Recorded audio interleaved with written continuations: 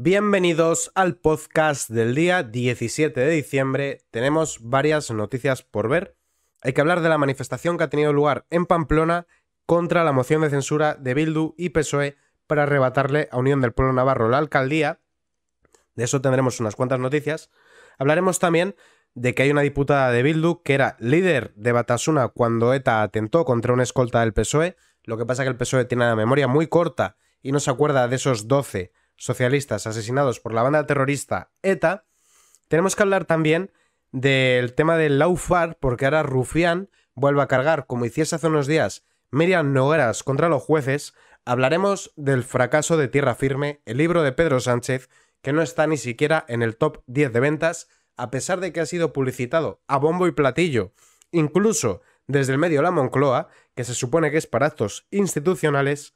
Hablaremos de la entrevista que ha dado Santiago Abascal a OK Diario, también de los alcaldes de Junts que piden expulsar a los extranjeros. Y esto es gracioso, porque supuestamente el PSOE iba a hacer la amnistía a los de Junts, entre otras cosas para frenar las políticas que ellos consideran de derecha, pues ahora van a tener políticas de derecha. Y hablaremos de materia de política internacional, sobre cómo Milei ya prepara una serie de decretos para ir liberalizando la economía, de la presencia de Abascal en el Congreso de Fratelli en Italia, donde también estuvo Elon Musk. Hablaremos de economía con unas cuantas noticias, concretamente 5, y 4 noticias, y una de ellas es que Esquerra ha desmentido al gobierno sobre cómo será la financiación de Cataluña. Empezaremos por la manifestación de hoy de Pamplona. Más de 10.000 personas se plantan en Pamplona ante la traición socialista de entregar la ciudad a Bildu. En la concentración que se ha celebrado en la plaza consistorial han estado Alberto Núñez Feijóo, Juan García Gallardo, Adrián Vázquez y acompañando a los de UPN, que son los convocantes de la concentración. Vemos que tanto los partidos de centro como los de derecha han acudido a apoyar a Unión del Pueblo Navarro. Así ha de ser, así ha de ser. Se han de dejar de disputas muchas veces motivadas por el Partido Popular y tienen que unirse para las cuestiones importantes. Eso es lo que espera el votante de centro y el votante de derecha, que los partidos se unan para este tipo de cuestiones. No nos vamos a perdonar haber vendido Pamplona. Esta afirmación de la todavía alcaldesa de Pamplona, Cristina Ibarrola, ha sido la frase que más aplausos ha despertado entre los miles de pamploneses que este domingo se han concentrado en la plaza consistorial de la capital navarra después de que los socialistas anunciaran el pasado miércoles la entrega del Ayuntamiento de Pamplona a Bildu. Según datos de la delegación del gobierno, han sido 10.000 pamploneses los que se han concentrado, mientras que UPN, convocante, eleva la cifra a 12.000. Habida cuenta de que quien convoca es Unión del Pueblo Navarro contra el PSOE y que el delegado del gobierno es del PSOE, yo creo que es más probable que la cifra sea de 12.000 que de 10.000. Ya sabéis que los delegados del gobierno intentan rebajar siempre las manifestaciones cuando son en su contra, el número de asistentes, y elevan las que son a favor. Con lo cual generalmente hay que quedarse con la cifra del convocante, no de la delegación de gobierno. El mismo lugar, la misma plaza que cada 6 de julio se llena de alegría con el inicio de los Sanfermines. Este frío, aunque soleado día de diciembre, se ha llenado de indignación, de cabreo y de decepción. Y también las calles aledañas a la plaza, que se han quedado pequeñas, han llenado de pamploneses indignados con lo sucedido el pasado miércoles. Gritos como socialistas mentirosos, Asirón, candidato de Bildu, Cámpora, o Ibarrola, alcaldesa, han respondido en la plaza consistorial de Pamplona entre una asistencia indignada por la decisión socialista. Aquí tenemos algunas fotos. Aquí tenemos el escudo de Navarra. Las cadenas son de Sancho el Fuerte, de la batalla de las Navas de Tolosa, que se llevó las cadenas con las que los almohades tenían atados a los esclavos a las tiendas de campaña. Esclavos subsaharianos que se traían desde África y los tenían atados a las tiendas, y se reunieron los reinos de Castilla, Navarra y Aragón para luchar contra el invasor almohade, que era una de las tribus africanas del norte de África, y se llevó como trofeo Sancho el Fuerte las cadenas y las incorporó al escudo del Reino de Navarra. De aquella el Reino de Navarra era más grande que la actual Comunidad de Navarra. Minutos antes de las 11 de la mañana entraba la todavía alcaldesa de Pamplona, Cristina Ibarrola, en la casa consistorial con semblante serio. Era el mismo reflejo del sentimiento de los miles de pamploneses que se han concentrado indignados por lo que consideran una traición, como lo reflejan los carteles que portaban los asistentes. Traición por sillón, PSOE igual a Bildu y Cerdán cuentista, Bildu es terrorista eran otros de los lemas que se leían. ¿Cómo puede ser? ¿Cómo hemos podido llegar hasta aquí?, afirmaba una señora, de las primeras que han llegado a la plaza consistorial minutos después de las 11 de la mañana.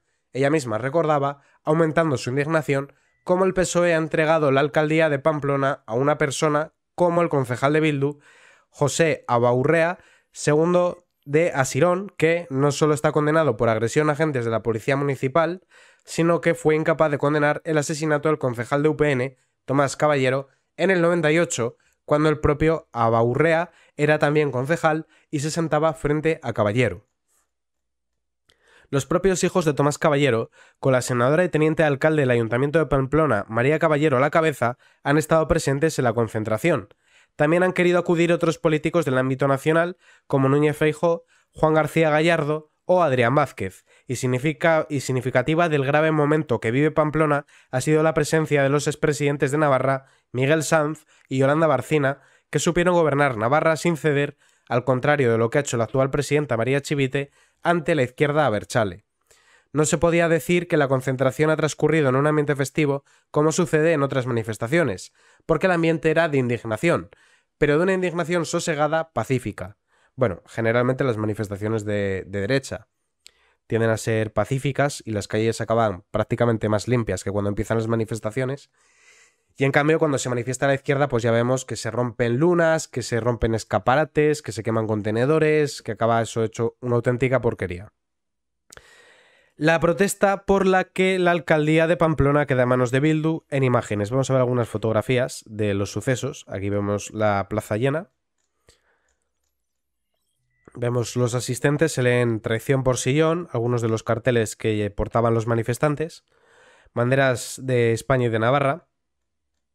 Pamplona no se vende, lleva también esta manifestante. Traición por sillón, PSOE igual a Bildu. Aquí vemos a unos señores que se han querido también manifestar. Aquí una de las calles aledañas, también llena de gente. Aquí gente escuchando el discurso, no sé quién estaría en ese momento hablando. Aquí otra señora con una bandera de España en el cuello y la bandera de Navarra. Aquí los líderes del Partido Popular. Bueno, pues aquí serían algunas de las imágenes. Continuando, una diputada de Bildu lideraba Batasuna cuando ETA atentó contra una escolta del PSOE. María Jesús Fullaondo, diputada de Bildu en el Congreso de los Diputados y socia de Pedro Sánchez, formaba parte de la Mesa Nacional, máximo órgano de dirección de la ilegalizada Batasuna cuando ETA perpetró un atentado contra Gabriel Giner, escolta del concejal del PSOE en Galdácano, Juan Carlos Domingo, el 9 de octubre de 2007. El atentado se produjo apenas unos días después de que el juez de la Audiencia Nacional, Garzón, ordenase la detención de parte de la cúpula de Batasuna, de la que Fullaondo ejercía de portavoz habitual. Ahora, como diputada de Bildu, su voto será necesario para la legislatura de Pedro Sánchez. Afortunadamente, el escolta, que había recorrido unos metros con su vehículo cuando el artefacto hizo explosión, pudo salvar la vida y resultó herido grave, aunque las primeras informaciones lo dieron por muerto, dada la magnitud del atentado. La bomba Lapa, adosada a la parte trasera de su coche, estaba compuesta por 1 kilo de amonal. La investigación no descartó que el objetivo de ETA fuese el edil socialista, que en ese momento se encontraba de vacaciones. Días antes, Batasuna había advertido que, tras las detenciones de parte de la Mesa Nacional, venían tiempos oscuros. El atentado se produjo un día después de que Garzón enviase a prisión a los 17 miembros de la cúpula de Batasuna detenidos. Detenciones. Fullaondo participó en una rueda de prensa en San Sebastián con otros miembros de la Mesa Nacional de Batasuna, en la que se calificó de secuestro la detención de los etarras y se afirmó que constituía una declaración de guerra en toda regla al independentismo vasco. La ahora diputada de Bildu también empleó la expresión estrategia de guerra para referirse a la actuación del Estado contra ETA.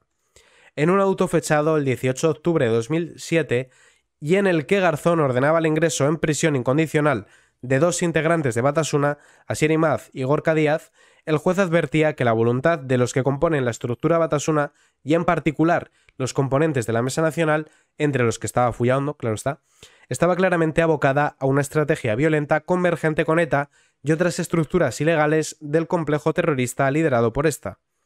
El magistrado además apuntaba que en los días posteriores a las detenciones de la cúpula de Batasuna, esa estrategia se había concretado en acciones terroristas, entre ellas el atentado con Bombalapa. Y estos son los socios de Sánchez y a quienes les han entregado la alcaldía de Pamplona. El PSOE puede repetir la maniobra de Pamplona en otros 3 ayuntamientos navarros para cedérselos a EH Bildu. Como el PSOE tenía que contentar al PNV y a Bildu, ha optado por la vía salomónica. País Vasco, Vascongadas, Euskadi, como cada quien lo quiera llamar, para el PNV, mientras que Pamplona para Bildu. Está empleando territorio nacional como moneda de cambio para perpetuarse en el poder. El frágil equilibrio político en el consistorio de Pamplona encuentra sus réplicas en otras 3 localidades donde EH Bildu sumaría mayoría con los socialistas.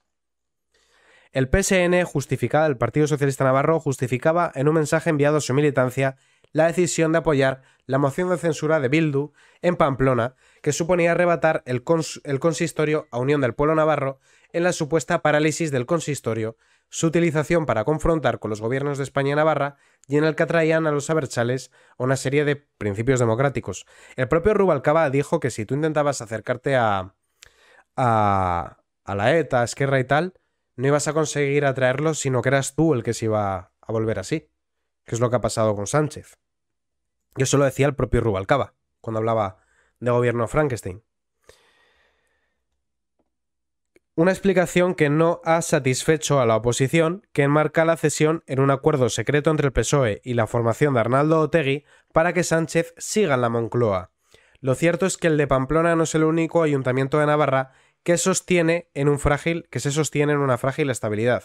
Según ha podido comprobar Voz Populi, al menos otros 3 consistorios se encuentran en un equilibrio similar, gobernados por Unión del Pueblo Navarro con mayoría simple o al representar la fuerza más votada, pero en los que un cambio de postura del Partido Socialista Navarro serviría para arrebatar la alcaldía y entregársela a Bildu.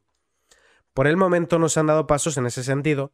Desde Unión del Pueblo Navarro, no obstante, se ha cargado duramente contra el Partido Socialista Navarro, cortando cualquier tipo de relación con los socialistas, y se han convocado manifestaciones en protesta.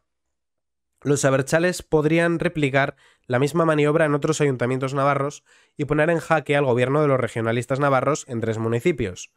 A través de una moción de censura pactada con los socialistas vascos, EH Bildu podría lanzar un triple ataque y hacerse con la alcaldía de, entre otros, el 3er municipio con más población de Navarra.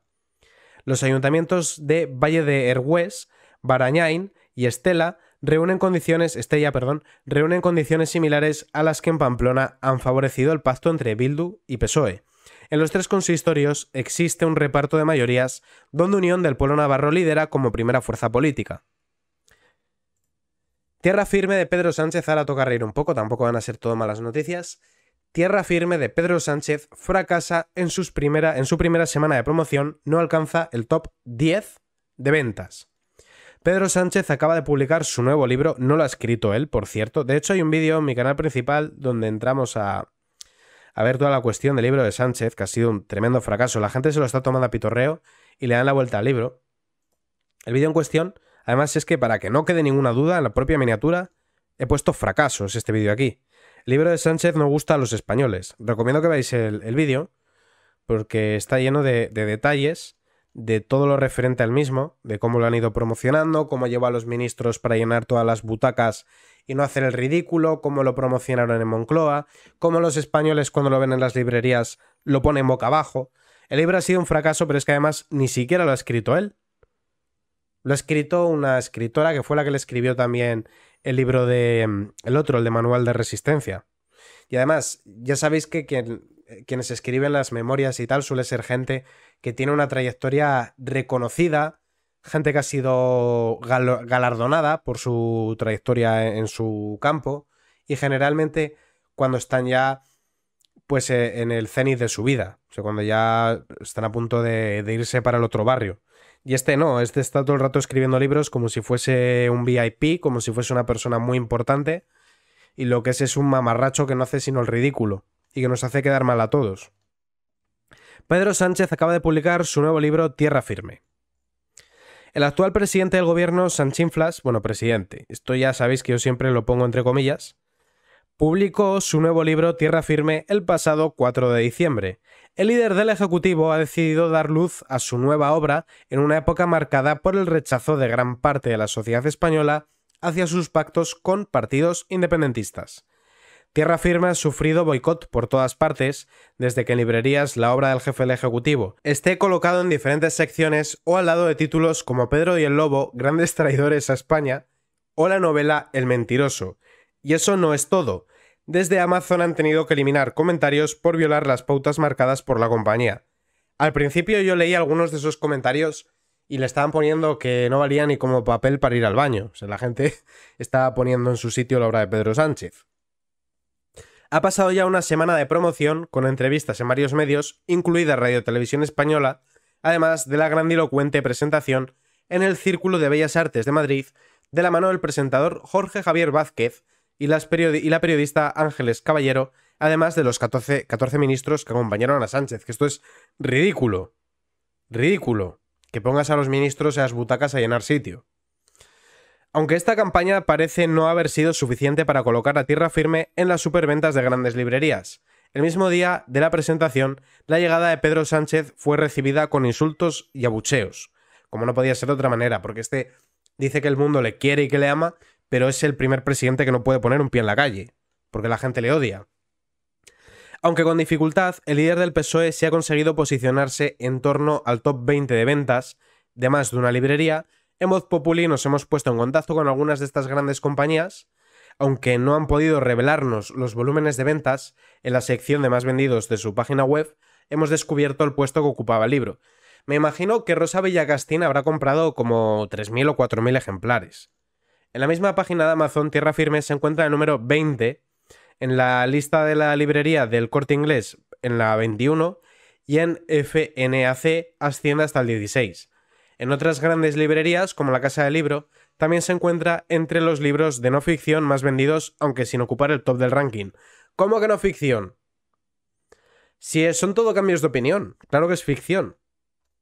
Independientemente del número de ventas que haya realizado el ejemplar en las diferentes librerías, la sociedad española parece no haber acogido positivamente la nueva obra de Pedro Sánchez. Una obra de autopromoción, así describiría un usuario nuevo libro de Sánchez en la página de la Casa del Libro. El mismo perfil declaraba que es una obra que decepcionará a quienes esperaban encontrar una reflexión honesta y profunda sobre su gestión como jefe de Estado. Bueno, estaba claro, ¿no?, que iba a decepcionar. Todo él es una grandísima decepción. No hay muchas reseñas de Tierra Firme, el Corte Inglés o la Casa en el Corte Inglés, la Casa del Libro, pero las pocas que hay lo describen como el peor libro que he leído en mi vida, insustancial, horrible, una pérdida de dinero o sin credibilidad. En Amazon, gracias a la inteligencia artificial, han detectado que algunas de las reseñas podrían ser fraudulentas y han decidido eliminar estos comentarios. Las reseñas de los clientes de Amazon están diseñadas para ayudar a los clientes a tomar decisiones de compra y deben reflejar la experiencia real del cliente con el producto. En Amazon eliminamos las reseñas que no respetan estas pautas o limitamos o suprimimos reseñas para proteger la integridad de las reseñas de los clientes. Las redes sociales también se han puesto una vez más en contra del presidente y su nuevo libro. Más de uno critica el hecho no solo de que no lo haya escrito, sino que probablemente no se lo haya leído. Oye, aferrad todos a cantar Tierra Firme, es lo que ves cuando te cuelgan por los pies, que no falte nadie. La presidenta del Partido Popular, Esther Muñoz, se reía del título cogiéndolo a tierra de penumbra y añadiendo varias situaciones en las que España está desfavorecida. Ha sido también objeto de crítica que el libro de Sánchez tenga el mismo título que una novela histórica de Matilde Asensi. Bueno, si plagia la tesis, más va a plagiar títulos y nombres, eso está claro. Y bueno, pues ese sería el fracaso. Ahora toca hablar de Laufar. Rufián vuelve a señalar a los jueces intentarán por todos los medios tumbar la amnistía. Bien. La amnistía no cabe en la Constitución, no tiene sentido que los políticos juzguen a los jueces, debería de ser al revés, pero bueno, está claro que estamos ante un cambio de régimen. El portavoz de Esquerra en el Congreso, Rufián, que poca gente hay que le quede más al pelo su apellido, ha afirmado que hay una parte del Poder Judicial que intentará por todos los medios no solamente tumbarla, sino también no aplicar la amnistía. Sí, la parte del Poder Judicial que hace su trabajo. Ya está. ¿Cuál es la labor Es que, ¿cómo funciona esto? En base a cuestiones que están tipificadas como delito en los tribunales competentes, las personas asignadas, que son quienes tienen la carrera de Derecho y han sacado una plaza, se encargan de dictar sentencias. No un politicucho que no tiene ni puñetera idea, que está ahí por hacer demagogia, persiguiendo a jueces. Eso es lo que no tiene sentido. En un Estado de Derecho se supone que nos sometemos todos al imperio de la ley. Y la amnistía está claro que no cabe en la Constitución. Vamos a ver cosas bastante bestias en la línea de lo que hemos visto estos últimos años, pero estamos preparados. Esquerra no puede cambiar el Poder Judicial, pero se lo podemos poner difícil y en eso estamos. Mira, por una vez ha sido sincero. Por una vez es que todo esto es verdad. Esto es verdad. Mira, aquí está diciendo la verdad. Pero no suena tan bien como él cree. No suena tan bien como él cree. Preguntado textualmente por si Esquerra va a enmendar en algo sustancial la ley o permitirá que Junts la retoque, ha respondido que mientras sea portavoz del partido, Esquerra no apoyará ninguna iniciativa para que los corruptos se libren de sus corruptelas. ¿Y cómo llamamos a la malversación? En fin.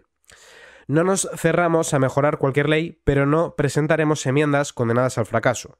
Preguntado por si el presidente del gobierno, Sánchez, les genera más confianza en este mandato, ha respondido: lo único bueno de Sánchez y la actual dirección del PSOE es que si tienes suficiente fuerza, puedes llegar a negociarlo todo. O sea, que está reconociendo que están chantajeando y extorsionando al Ejecutivo porque el felón es capaz de cualquier cosa con tal de mandar.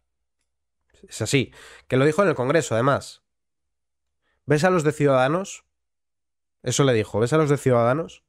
Para Rufián, la actual legislatura tiene una particularidad respecto a la anterior, que un partido de centro-derecha como Junts esté dentro de la ecuación. A ver, Junts no es un partido... Sí es centro-derecha hasta cierto punto.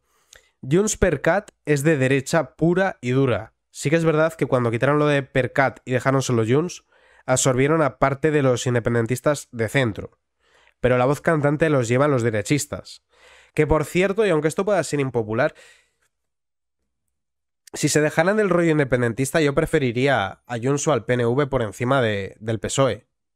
Porque realmente entre el PSC y Junts, en la cuestión independentista, el PSC está muy echado al monte y no tienen problema en pactar con los independentistas, ni qué decir del Partido Socialista de País Vasco.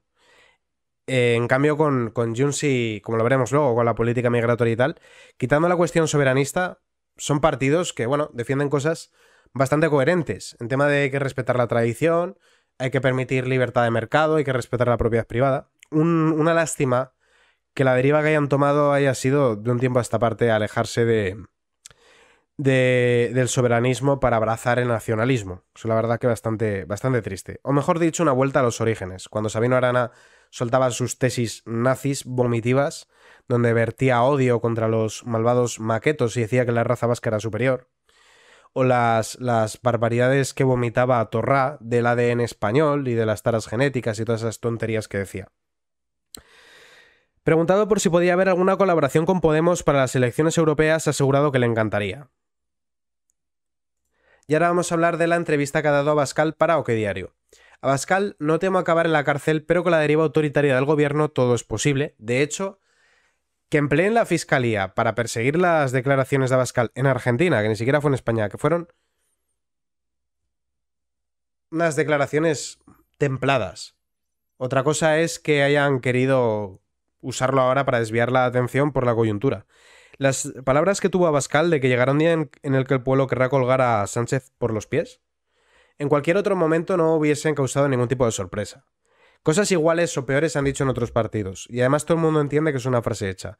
Y no era una amenaza. Amenaza hubiese sido que Abascal hubiese salido incitando a que hay que colgar a Sánchez de los pies. Abascal únicamente lo que dijo es que si Pedro Sánchez continúa pasando por encima del ordenamiento jurídico, yendo en contra de la igualdad ante la ley, poniendo en peligro la unidad de España y todo eso, pues que llegará un momento en el que el pueblo querrá colgarlo. Ya está. O sea, no, le han querido sacar punto a una tontería comparado con expresiones que hayan podido tener los de Podemos. Pido perdón por no partirle la cara a los fachas en las tertulias. Me emociona ver cómo patean a un policía. La azotaría hasta que sangrase. Hay que normalizar el insulto. Los scratches son jarabe democrático. Los borbones a los tiburones, quiero decir. O incluso entró el PSOE cuando guillotinaron a un monigote que tenía la cabeza de Rajoy. Entre otras muchas otras cosas. Es más, hubo un alcalde del Partido Popular que le dijo cosas feísimas a Irene Montero en una entrevista que le hizo Javier Negre. Y ahí los del Partido Popular no pidieron perdón. Sale ahora Feijóo pidiendo perdón por las palabras de Abascal, como si Feijóo fuese el representante de Abascal, cuando del Partido Popular han salido cosas peores. Simplemente había que tener una cortina de humo preparada y les ha venido bien esto. Si no hubiese sido esto, hubiese sido otra cosa y ya está. No querían que se hable de la moción de censura en Pamplona y de la amnistía, por supuesto. Santiago Abascal no se arrepiente ni pide perdón por las polémicas declaraciones que efectuó el diario más prestigioso de Argentina, Clarín. ¿Fueron polémicas? Ya digo, es que para mí ni lo fueron. Una frase hecha. Si en vez de decir querrán colgarlo por los pies hubiese dicho echarle a la hoguera o alguna cosa así, que son frases hechas que se dicen. Es que es muy distinto decir llegará un momento que los españoles querrán colgarlo por los pies a decir cuando vuelva a España voy a liderar a los españoles para colgarlo de los pies. Así que hubiese sido una amenaza. Y en caso de amenazar, dudo mucho que hubiese elegido esa expresión. Sánchez es un dictador y llegará un momento en el que el pueblo querrá colgarlo por los pies. Tampoco acepta que constituyeran un error táctico, menos aún un regalo al autócrata Pedro Sánchez, que ha pasado de victimario a víctima. Uno empieza a pensar que no fueron ningún error, que no se le calentó la boca. De hecho, nuestro protagonista suele medir mucho sus palabras. Además, ya digo que es que no tiene mayor relevancia. ¿Es usted consciente de que es el protagonista de la semana? Vaya quilombo, como dicen en Argentina, realmente un protagonista forzado.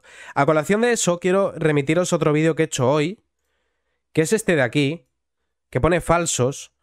Este que pone la burda campaña de manipulación de La Sexta y la SER contra Vox de esta semana. Aquí recojo cómo ponen en boca de Santiago Abascal palabras que él no ha dicho y en boca de Ignacio Garriga. Literalmente, o sea, literal, ¿eh? Unas declaraciones de Ignacio Garriga diciendo huevo las convierten en Ignacio Garriga dicho castaña. Es así. Una tergiversación total y absoluta. Rozando lo delictivo. Porque son tácticas de manipulación que ni Goebbels. Una cosa dantesca que dices tú, a ver, si este es el nivel de la prensa no me extraña que cada vez menos gente se informe a través de los medios de comunicación tradicionales. Porque esto es una falta de respeto para el lector, el oyente o el espectador. Dependiendo del medio en el que se...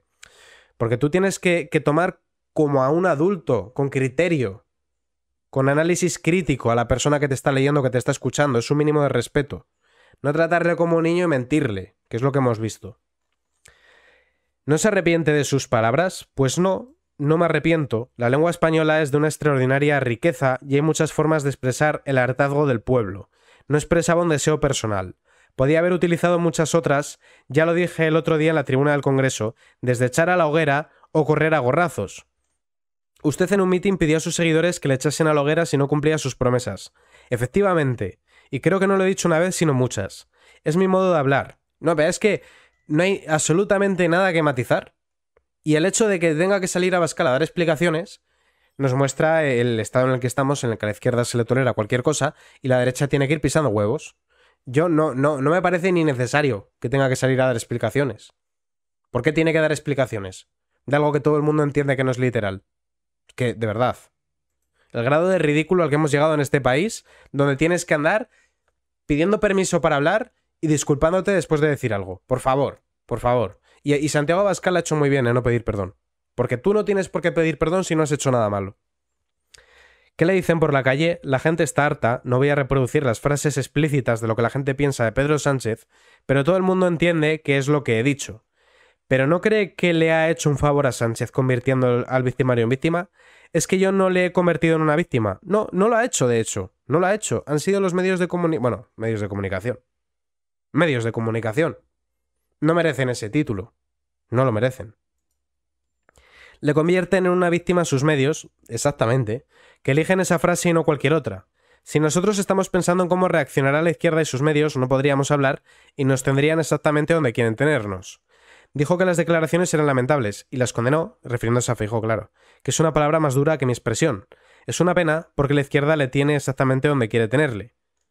¿Pero usted colgaría a Sánchez de los pies? No, hombre, no. Yo a Sánchez le deseo un juicio justo, con jueces y fiscales independientes, por traición y cohecho. Le deseo el banquillo. Algo que secundo yo totalmente. Y de hecho es que no es descabellado, ¿eh? Que acabe esta legislatura y un cambio de gobierno y que Sánchez acabe en un banquillo.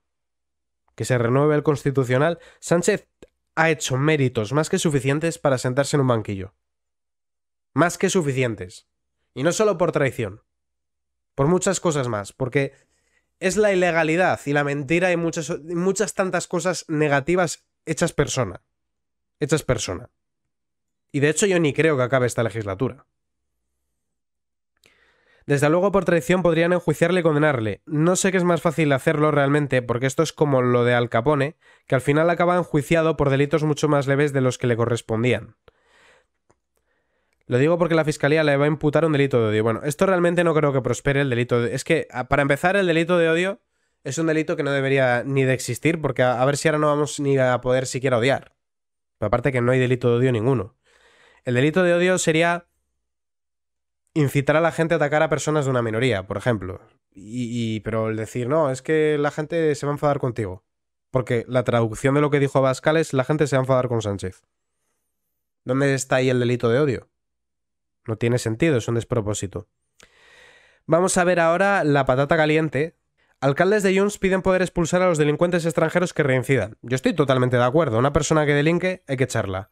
Pero se supone que la amnistía para los de Junts era precisamente para evitar este tipo de políticas. Según Pedro Sánchez, hay que frenar a la malvada derecha porque la malvada derecha... Esto que es una política que tiene todo el sentido del mundo, si tú vienes aquí y delinques, deberá ser deportado inmediatamente, porque no tenemos por qué encargarnos nosotros de la delincuencia importada, pues resulta que va a ser un problema para Pedro Sánchez y por supuesto para todos sus socios. Por eso digo que sería interesante que el PNV y Junts se dejaran de tanto delirio independentista, volviesen al rol que debieron haber ocupado, que es el de partidos regionalistas como puede ser Unión del Pueblo Navarro, y que se dediquen a pactar con la derecha, no con el PSOE, y no hacer todas las bobadas que están haciendo en tiempo a esta parte. Alcaldes de Junts per Catalunya de la comarca barcelonesa de Maresme se han concentrado esta semana a favor de la petición de uno de ellos, quien pide que se cambie la ley para que a los delincuentes extranjeros que reincidan se les pueda expulsar, y la dirección, sin esgrimir una valoración concreta, no les ha afeado la postura. Todo partió de un llamamiento a la desesperada que realizó Marc Puig, primer edil de Calella, un municipio que tiene problemas de inseguridad, para que pueda expulsarse a los extranjeros que delincan repetidamente. Esto ya digo, estoy totalmente de acuerdo con Junts en este aspecto, pero va a ser un problema para Sánchez y desde luego demuestra la hipocresía del Partido Socialista, porque decían que la amnistía con Junts era para frenar las políticas de derecha y ahora van a tener que aceptar por lo civil o por lo militar las políticas de derecha, porque si no Junts y el PNV le retiran el apoyo a Pedro Sánchez y se le acaba lo de seguir montado en el Falcon y se le acaba lo de seguir ahí mandando. Política internacional, toca hablar de Argentina. Deróguese, Milei prepara un decreto histórico para liberalizar la economía argentina. Libertad, ese ha sido el grito de guerra de Javier Milei para llegar a la presidencia de Argentina y ese va a ser uno de los principales cometidos en materia económica. Tras el primer paquete de medidas de choque aprobadas esta semana para recortar el gasto público y empezar a desactivar la bomba de relojería hiperinflacionaria que dejó en herencia el peronismo, el gobierno de Milei prepara una segunda ronda centrada en la liberalización de la economía argentina. El objetivo es aprobar un decreto de 300 páginas con el fin de desregular cerca de 2.000 leyes bajo el título de Deróguese, en contraposición al ya, por desgracia, famoso Expropiese de Hugo Chávez. Entre otras materias, se pretende eliminar los denominados privilegios de la política en referencia a asesores y choferes, así como la financiación de los partidos. El decreto contiene también la privatización de empresas públicas mediante su transformación en sociedades anónimas para su posterior venta en el mercado a fin de reducir el déficit. Abascal en Italia. Santiago Abascal ha participado este domingo como invitado especial en el Congreso Anual de Fratelli en Roma. El presidente de Vox ha asegurado este domingo que no desea a nadie que le cuelguen por los pies y ha acusado a la izquierda mediática y política de manipular sus palabras para lincharle. No hablaré en italiano porque me malinterpretan incluso cuando hablo en español. Da igual lo que digamos y el idioma, porque la siniestra siempre manipulará nuestras palabras, siempre mentirá sobre nuestras intenciones y siempre ocultará nuestras verdades. El líder de Vox se ha mostrado especialmente contundente con la izquierda tras las falsas acusaciones vertidas contra él esta semana. La siniestra mediática y política ha manipulado mis palabras para hacer una caricatura violenta y lincharme. Sé que esa manipulación ha llegado hasta Italia y quiero decir que no, yo no deseo a nadie que le cuelguen por los pies. Continuamos. Vamos a hablar ahora de materia económica con 4 noticias. La primera es esta. Como de costumbre, aquí suben los impuestos y dicen que es para parar a los ricos y a las empresas y luego esos impuestos acaban repercutiéndolos en los de abajo. Porque si tú le subes los impuestos a la banca no va a tener pérdidas. Se lo repercute al consumidor. Si tú le subes los impuestos a la energética no va a tener pérdidas. Se lo repercute al consumidor. Y eso el gobierno lo sabe perfectamente. Lo que pasa que no van a decir, os voy a subir los impuestos, sois tontos, no haberme votado. Eso no te lo van a decir. Te dicen que se lo suben a las empresas estas o se lo suben a los ricos, luego te lo repercuten a ti y dicen qué malo es el mercado que sube los precios. Bueno, nadie monta una empresa para quebrarla. Eso es algo que está claro.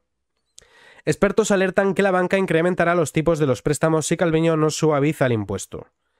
Tras el último giro de Nadia Calviño, ministra de Economía, en favor de revisar el impuesto a la banca, los expertos advierten que, si no se modifica mejor, las entidades bancarias incrementarán los tipos de interés a los préstamos.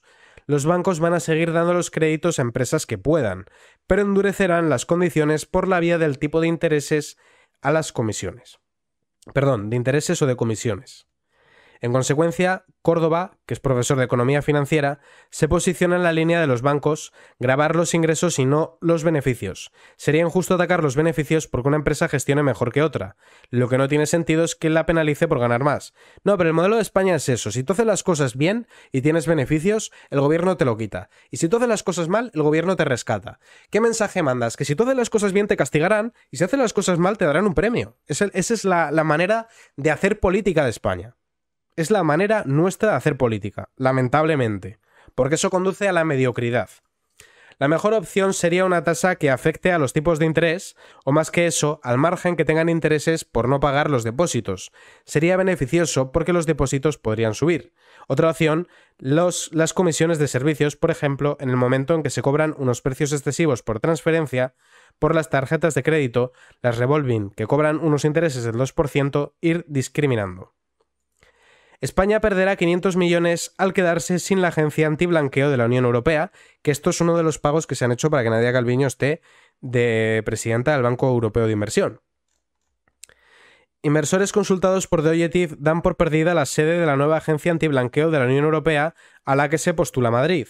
Fondos y analistas indican a este periódico que el movimiento del gobierno de asegurarse la elección de Nadia Calviño en la presidencia del Banco Europeo de Desarrollo ha bloqueado cualquier opción de competir contra Bruselas, París, Frankfurt, Viena o Luxemburgo.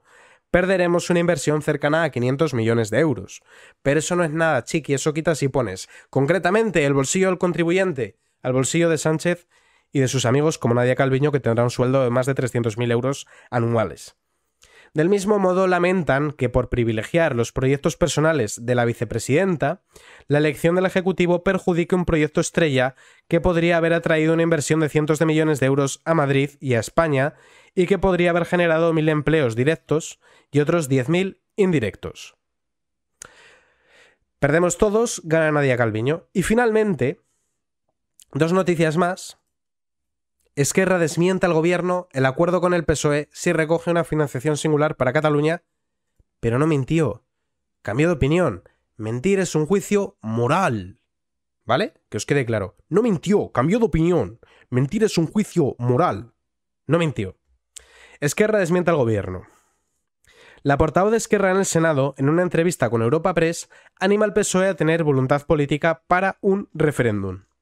La portavoz de Esquerra, Sara Bailac, se ha remitido al acuerdo de su formación con el PSOE para la investidura de Sanchinflas, que habla de crear una negociación bilateral para hablar sobre la financiación de Cataluña ante las declaraciones de la ministra de Hacienda María Jesús Montero. En una entrevista, Bailac ha asegurado que se remite a lo que está escrito en ese acuerdo, al ser preguntada por las declaraciones de la ministra de Hacienda negando una negociación bilateral. En concreto, varios consejeros autonómicos desvelaron a la salida del Consejo de Política Fiscal y Financiera que la ministra María Jesús Montero quiso que constara en acta que no existe esa negociación.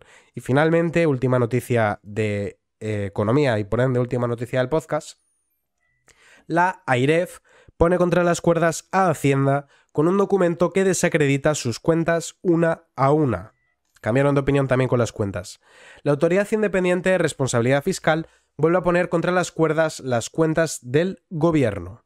El organismo que dirige Cristina Herrero y que antes comandaba el ministro José Luis Escrivá ha elaborado un informe en el que desacredita por completo los cálculos y las promesas de Pedro Sánchez. Fue el pasado martes cuando el gobierno aprobó en Consejo de Ministros el plan de reequilibrio y la AIREF no tardó en desmontarlo, cumpliendo así con la obligación legal de informar. Entre las medidas del Ejecutivo está volver a elevar el techo de gasto a otra cifra récord, casi 200.000 millones de euros, es decir, una quinta parte del PIB, que es un auténtico, iba a decir disparate, no, ni eso, es un despropósito absoluto. El techo de gasto es el paso previo a la puesta en marcha de los presupuestos generales, pero claro, aquí hay que pagar muchas voluntades. Unas previsiones de déficit difíciles de cumplir, el gobierno se ha comprometido también a reducir el déficit y lo hará sin escatimar en gasto público, lo que solo podría hacerse por un camino, aumentar los ingresos vía impuestos. Bueno, hay mucha fiesta que pagar y la vamos a pagar nosotros. Con esta noticia acabamos el podcast de hoy, día 17 de diciembre, y muchísimas gracias a todos por verme.